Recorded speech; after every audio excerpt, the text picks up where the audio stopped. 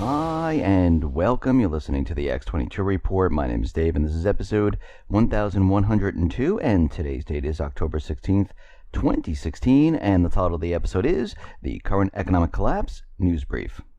Let's get right into the economic collapse news. Now, as we've been looking and reporting on and sifting through all the data that has to do with economic indicators, political indicators, geopolitical indicators, we are seeing there are warnings everywhere, and the situation right now is coming to a flashpoint. And this flashpoint is going to lead us into this economic crisis. And we can see right now there's alerts from HSBC. They're issuing a red alert over an imminent sell-off of stocks. They're saying the U.S. stock market is artificially propped up by the Federal Reserve. And we see the IMF is issuing a stability warning over Deutsche Bank, saying that the largest investment bank is in the midst of a terrible crisis with its balance sheet overloaded with toxic debt that is big enough to topple several continents. We see the Bank of America warns that a recession is imminent and unavoidable, that big banks are being forced to admit that stimulus is no longer working and that the consequences are happening right now. And if we continue on with these trends, we're going to enter this collapse scenario. And if you remember, going back a year ago or so, JP Morgan Chase CEO Jamie Dimon warned that a volatile crisis is coming. He said the trigger to the next crisis will not be the same as the trigger to the last one, but there will be another crisis. Triggering events could be geopolitical, like we saw back in 1973 with the Middle East crisis, a recession where the Fed rapidly increased interest rates, 1980 to 1982 recession, a commodities price collapse.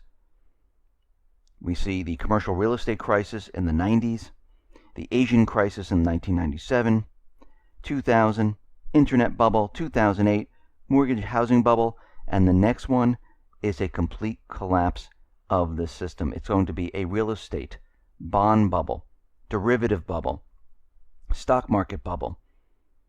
Every single bubble is going to burst at this time, and we can see we are definitely approaching this area. And we talked about how the central banks, the elite, the globalists, they're preparing for this entire system to crash and come crumbling down. They know it is. And on the other side of this collapse, which we've been talking about, they are preparing for what is about to come. And we just talked about how Obama wants to rein in the wild, wild west of the media, which he's really talking about is the internet. And we have to remember what George Washington said. If the freedom of speech is taken away, then dumb and silent we may be led, like sheep to the slaughter.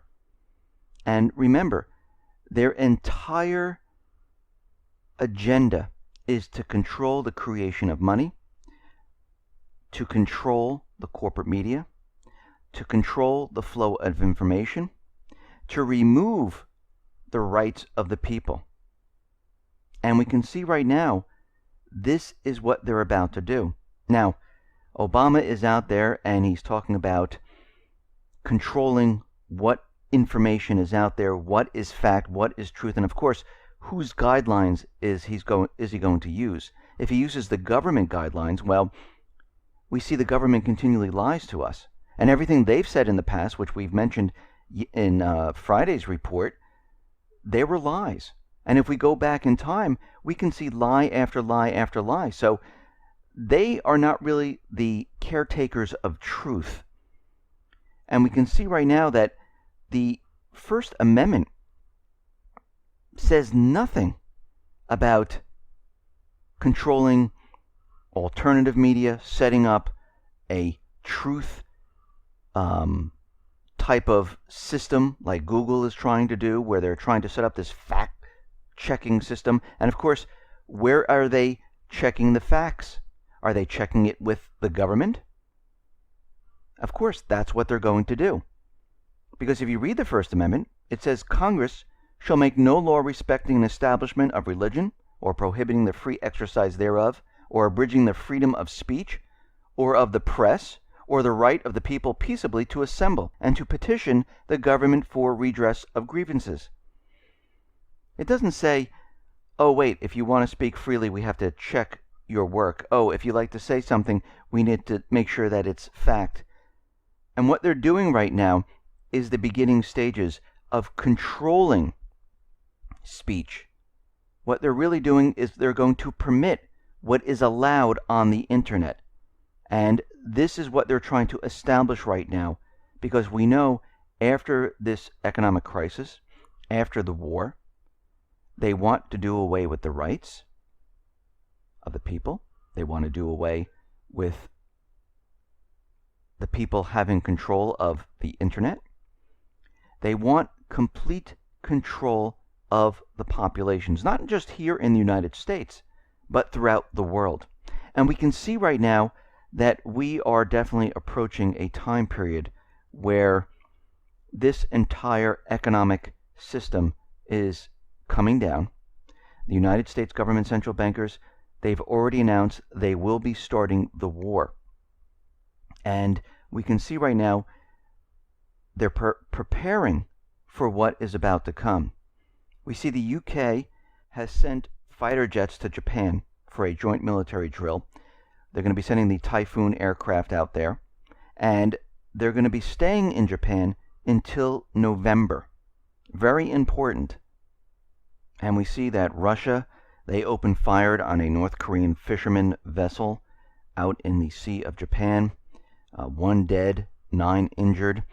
And during the search and control activities, the Russian border guards found illegally obtained water bioresources on board the vessel. The ship's crew behaved aggressively towards members of the search group, refusing to comply with legal requirements. And we see right now the United States most likely will turn this around and try to use this against Russia in some way, somehow. But we'll watch and we'll see what happens. We see out in Libya, the elected governments, they were trying to remove the UN-backed government. And we see right now that they've taken over some TV stations, pledging they are ready to fight to take power, and they don't want the unity government in their country. We also see out in Syria that talks, well, they have ended. And we see right now, after 40 minutes, U.S. and Russia came up with no solution whatsoever to what is happening in Syria. Because as we know, the United States government central bankers, they don't want a solution. They want Syria, then they want Iran. If they cannot have this, they will start a war.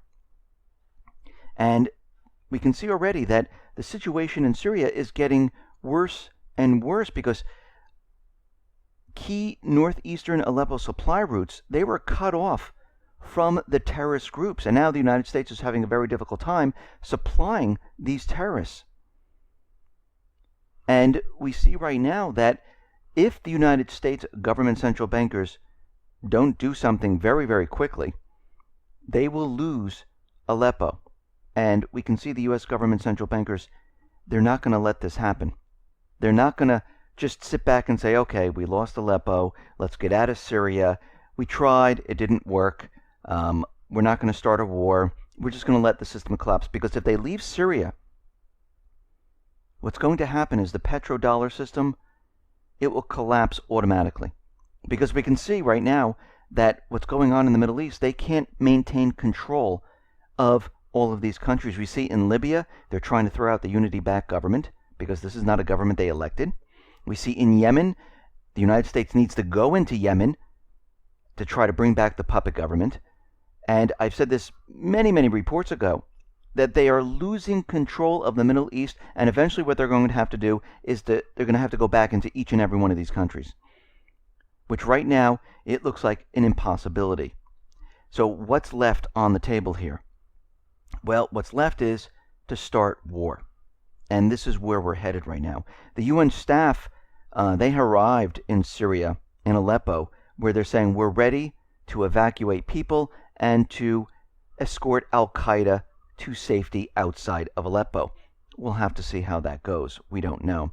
We see that Russia, well, they're sending their aircraft carrier to the Mediterranean. It's on its way. It might have to pass near England, maybe go through the Channel. And we see already England, the UK, they're saying, okay, we're not going to be surprised. Just in case Russia tries something, we're going to escort the ship through this area just in case. Well, first of all, Russia is not going to do anything. They're going to the Mediterranean. They have other warships there. They understand that the United States, they're planning their next move. This is why they set up the S-300, the S-400, the Pantsir system. This is why they brought in more military assets, because we're getting intelligence reports suggesting that the United States and Saudi Arabia, with the other coalition forces, they're going to use the Islamic State once again to try to turn the tables on Russia and Syria. Because what's happening in Mosul right now is the United States is creating cover for the Islamic State and allowing them to leave Mosul and to quickly move into Syria. And there's reports about 9,000 Islamic State fighters are now filtering into Syria to begin the battle within Syria in the Aleppo area. It looks like right now they're plotting a secret attack in Syria against Syria and Russia, and they're going to be using the Islamic State. Remember, the United States government central bankers, they can't bring the U.S. forces in there and attack Russia or Syria because they did it once. They said it was a mistake. They can't do it a second time. They need to use the terrorist groups until they don't work anymore. And right now, they need the Islamic State. Remember, they were beaten in Syria. The numbers are dwindling. They need a reinforcement. This is why the United States government central bankers decided to bring in all this military into Iraq to provide cover for the Islamic State, to allow them to filter into Syria. And we can see all of this is being built up right now because Obama, well, he is threatening Russia right now. He told the CIA to draft plans for a wide-ranging cyber operation to hit Russia. So the United States is using the propaganda that Russia cyber attacked the DNC, the election system, maybe Hillary's emails, whatever they're using. It doesn't matter because it's all propaganda. They have no proof. Even NBC was reporting about the cyber attacks by Russia, and they said allegedly. There is no proof. They have no proof. And they're going to start a war without having any proof whatsoever. And this is how wars are started. They're manufactured. And this is what the United States government central bankers are in the process of doing. They're manufacturing a war to convince everyone we all need to go to war. Now, when the United States government central bankers hit Russia through a cyber attack, it doesn't mean that Russia is going to respond. Russia did say they will react to the information regarding the possibility of a U.S. allegedly retaliatory cyber attack. But it doesn't mean that Putin, because we see his actions, it doesn't mean he's going to react and say, okay, let's bring down the infrastructure of the United States, because he understands if he does this, it will start World War III, which means there will be more cyber attacks. So when the United States hits Russia, most likely Russia is going to come out and say, you know, we condemn the attacks. Maybe the United States brings down a nuclear reactor. Maybe it brings down a town or whatever they're going to do. They're not going to react quickly. They're not going to start war. Now, the United States is not going to like this. And what the United States is going to do is they're going to simulate that Russia attacked the United States. Now, remember, we've been talking about this for quite a while. Remember back in 2003 when they brought down the Eastern Power Grid? That was a test to see if they have the ability to do so. Well, that test worked out. They were able to bring down the power grid. So what they're going to do is they're going to create a false flag, and they're going to say that Russia actually brought down the power grid, the water system, hit a nuclear reactor. Whatever they're going to use, they're going to use it. Maybe hit the financial systems. And remember, back in January of 2016, there was a report that we did on the X22 called "The U.S. Government Has an Internet Kill Switch, and it will be used during a national crisis." Now, we've been talking about this entire system coming down, where they're going to have to make it look like another country or group attacked the United States. The Internet Kill Switch will shut down pretty much everything. All internet business, the financial institutions, it'll bring everything to a screeching halt. Now, they can use this to say that Russia did this. Russia was responsible, and the entire system came down. Now, on Friday, we reported that Obama just signed an executive order that had to do with space weather, about solar disturbances, bringing down the grid. It's a very strange period of time to sign that executive order while this whole entire cyber war is about to begin. But we can see when this system comes down,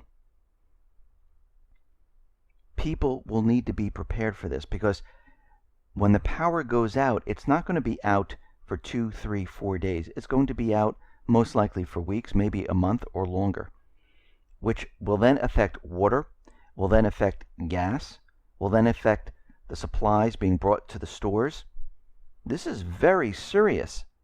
And we can see already the United States government central bankers, they are broadcasting that they are willing to start war, World War III, with Russia.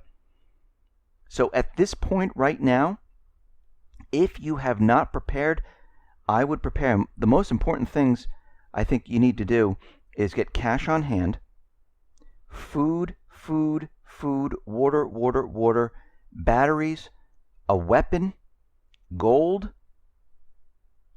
These are the things you need to do. Any type of toiletries, medical supplies, things like that. Because when this cyber war starts, remember, with a cyber war, they really don't have to have any type of proof. They're just going to point a finger, just like they already did. When there's no electric, when there's no gas, when there's no food, people are going to be scared. People are going to be running around in the streets. They will then vandalize. They will then break into homes. I told you this story with my brother-in-law who lived on Long Island when Hurricane Sandy hit. He was in his house. A lot of people left. He would hear people walking up and down the street, breaking windows, going into homes. This time, it's going to be worse. Now, in the beginning, most likely, people will be calm. But as 4, 5, 6, 7 days go by, people are going to get upset, nervous. They're going to be running out of food. They're going to be running out of supplies. The supermarkets will be running out of food and supplies. There will be no deliveries. And people are going to be scrambling. So we can see already everything that we've talked about throughout the couple of years, it's all coming to a head right now. And we see that everything that we've been saying is all coming true. Now, I truly wish that the economy would just crash, collapse, let those banks fail, let the whole system collapse, and the people can say, okay, we've had enough of the central bank, we had enough of the government, and let's restart everything. But we see that the U.S. government central bankers, they don't want that to happen. They don't want to be blamed for what is about to happen. This is why they're willing to start this war and have millions of people die. I mean, think about what Obama has just said. Biden has just said. We are going to start a cyber war with Russia because we have no proof that they actually did anything to the election system, to the DNC, to the emails for Hillary Clinton. But to cover all of this up, what is coming, the economic collapse, the collapse of the central banking system, the destruction of the petrodollar, we are willing to kill millions of people, start a war that might even go nuclear. And they're planning to do it. So everyone at this time needs to be prepared and ready. Listen, everyone, thanks a lot for listening. Be well, be safe, and especially be prepared. Thanks a lot.